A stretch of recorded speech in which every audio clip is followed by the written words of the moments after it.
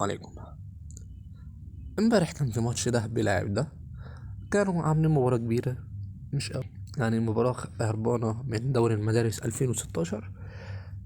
مباراة كانت تعبانة جدا بينهم الاتنين كانوا بيدافعوا. تمام. ده خايف وده خايف. طيب، بالمناسبة ان جوميز امبارح ما لعبش وينج شمال. تمام.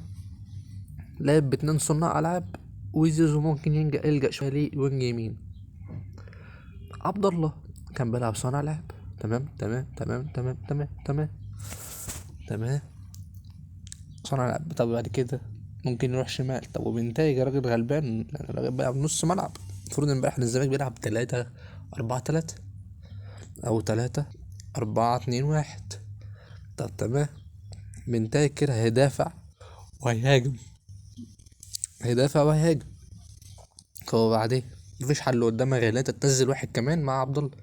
لا، هو قال لك عبد الله انا عايزه بس يجري شويه، يجري حبة. طب وبعدين ما انت كده الشمال عندك ضيع خالص. انت كان معاك فتوح، كان بيعمل لك هجوم شوية. كان انت معاك، انا معاك ده انا معاك ده. طب وبعدين مفيش حل.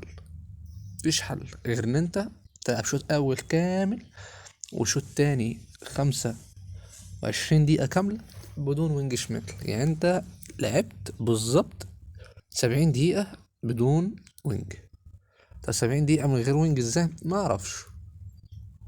لحد ما في الدقيقة 72 جه في الجون، رجعك وخلاك ترجع لعقلك شوية عشان تنزل وينج شمال ويظبط لك الدنيا.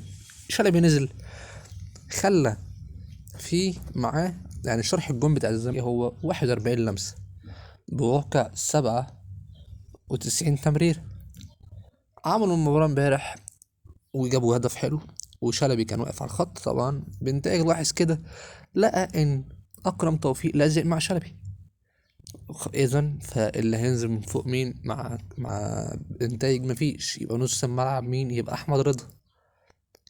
الكرة اتلعبت وكان في سرحة من بن شرقي والدنيا كانت ضايعة. طيب ايه اللي حصل بعد كده؟ كولر زعل، قال لك اخد لعيبة على الاستاد الحق عليهم القلب شوية، بعد كده خليهم بعد كده نشوف اللي بيحصل. بوظوا الدنيا خالص خالص. وكانت في خناقات امبارح في غرفة الملابس بتاعت المباراة، وكولر كان عايز يعني يقدم استقالته امبارح بعد المباراة بسبب المشاكل اللي حصلت بعد الماتش. يعني كمان في غرامات نزلت من مدير الكورة اللي هو محمد شوقي، وعمل ليلة امبارح يعني بالمناسبة. وش وحش جدا على النادي الأهلي محمد شوقي. لكن خلينا فاكرين إن آه كولر مكمل أقل لحد نهائي كأس العالم للأندية. يعني راجل مكمل معاك لحد شهر 7. ماتشات المباراة اللي لعب فيها أمريكا وكندا تقريبا. ف يعني الدنيا مش أحسن حاجة بين كولر ودولة الأهلي دلوقتي. لأن الراجل عايز برضك بإنتاج بتاع الزمالك، عايز الراجل ده يبقى عنده في فريق هو بن شرقي. يعني الأهلي كده حاليا عنده كام لاعب أجنبي؟ هو كده حاليا الأهلي عنده 6 لاعب أجنبية. لو جاب بإنتاج يبقى سابع. إذا فأنت هتستغنى عن لاعب منهم اللي هو مين؟ ممكن رضا سليم، ممكن داري، مش عارف. ده اللي حاليا عنده جريداشار، أشرف داري، أشرف بن شرقي، رضا سليم. معاك كمان يحيى عطية الله.